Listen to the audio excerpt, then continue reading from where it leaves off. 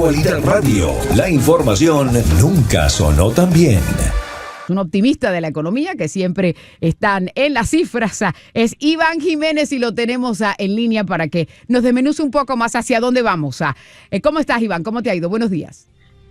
Muy buenos días, Yoli. Sí, muy atento a la reunión ayer de la Fed, de la Reserva Federal, poniéndole atención más bien a los comentarios post-reunión y descifrando un poco para que la gente entienda lo que está pasando y cómo funciona ese tema. Hay que entender primero qué es la Fed. Es el comité que se reúne, se llama el Federal Open Market Committee, es el comité que decide cuál es la política interbancaria y tiene un mandato, y el mandato es tratar de crear empleo total y a la vez controlar la inflación. La misma tiene dos metas. En este instante tiene la meta de que la inflación de un marcador de un 2%, y obviamente en la parte laboral estamos viendo un clima laboral muy formidable, y entonces en la parte laboral la Fed está tranquila. ¿Qué pasa? Hay un tema latente que es el tema de inflación, y a ello hay un trasfondo y hay una historia. O sea, esta Fed, muchos de ellos participaron o estuvieron activos durante la administración anterior, del presidente Trump, donde se habló de aranceles y se implementaron. Y salieron a relucir documentos o minutas de ese entonces, donde esa Fed pues tenía preocupación del impacto inflacionario que podrían tener esos aranceles.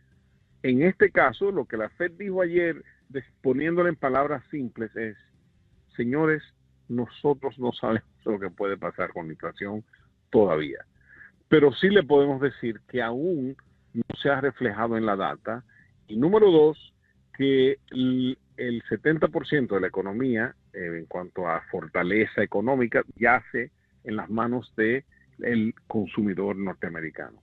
El mismo está aún en un clima muy sólido en cuanto a creación de empleos. Todavía no se ha reflejado con todo y el sensacionalismo y todo lo que hemos visto en las últimas semanas, no se ha reflejado aún en las cifras de desempleo. O sea, no ha habido un disparo en el aumento de personas que perciben ingresos de desempleos. Entonces, lo que básicamente quiere decir es que están esperando que todos estos movimientos se reflejen en la data, que aún no está ahí. Y para ello, sigue con la postura de que podría reducirse la tasa de interés 2 veces este año. Hay reunión en mayo, hay reunión en junio, hay reunión en julio, luego septiembre, octubre, y diciembre. Y entonces, el mercado está en la posición de una o nada. Y bueno, ahí es donde estamos en este momento en cuanto a la Fed.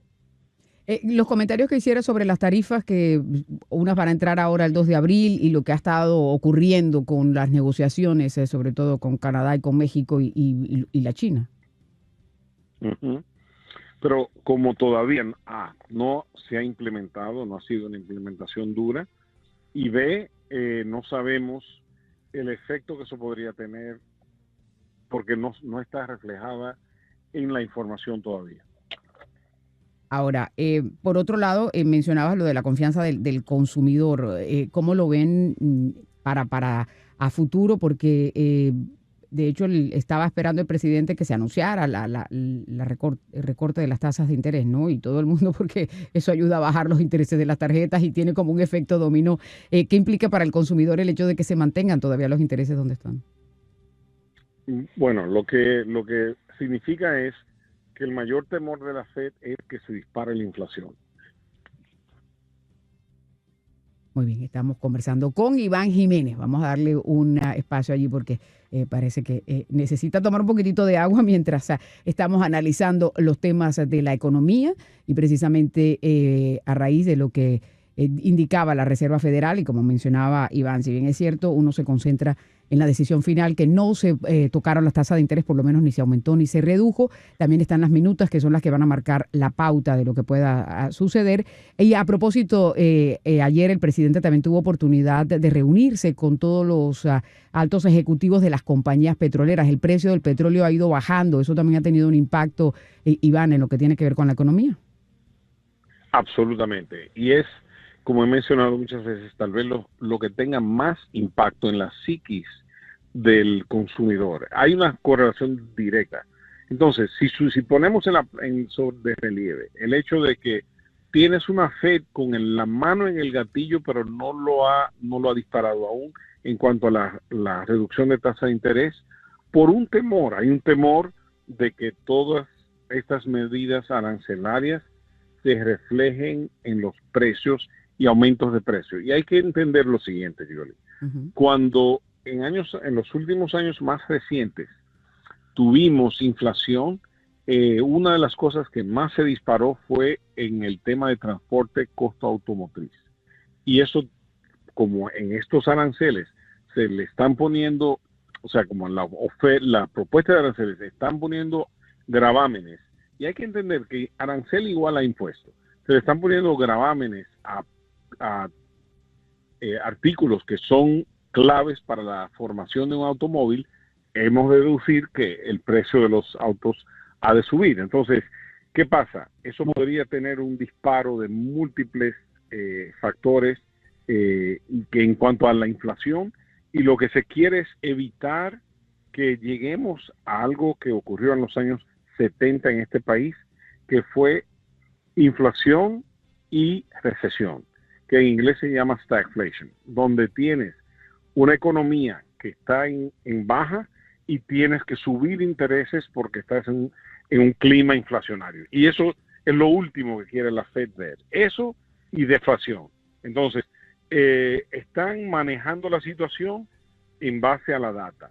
Creo que hay una flexibilidad en la toma de decisión, pero para nosotros todavía no han hecho nada porque quieren evitar que reduzcan tasa y que eso a la vez ocurre en un momento inflacionario. Entonces, es mejor mantenerse como están, y hay campos y personas que sigo yo, con los cuales han tenido análisis muy puntual durante muchos años, que coincido con ellos, que creen que inclusive tal vez no habría ninguna reducción de tasa este año, porque este tema de aranceles toma tiempo para que se refleje, Yoli, también en los precios. Entonces, ahí es donde estamos en este momento. Lo bueno de todo esto es que, no obstante toda la sensación, todos los titulares, la fuerza laboral, la fuerza de crear empleos del sistema económico norteamericano es impresionante. Fueron 151,000 empleos el mes pasado, y eso es extraordinario considerando el clima. Y bueno, en cuanto a cuál es la percepción o la opinión del consumidor, no ha habido una correlación directa entre la opinión del consumidor y el consumo. O sea, te decía que hace unos meses atrás que no se sentían cómodos, sin embargo el consumo estaba por las nubes. Entonces, aún eso este sensacionalismo no se ha reflejado en las normas de consumo, y eso es lo que la Fed está tomando en cuenta. Muy bien. Lo hemos comentado en el pasado, pero Iván, cuando se escuchan estos titulares de cadenas de tiendas que están cerrando, esto es parte de la corrección que hay, el que sobrevive continúa y el que no, pues se tiene que ir. Claro, pero también hay que adaptarse. Entonces, muchas de estas entidades no se han adaptado a las nuevas normas de compra y la presentación, el inventario, la dinámica de marca. Y se estima, Yoli, que han de haber más de 10,000 lugares de dispendio y cadenas que han de cerrar este año.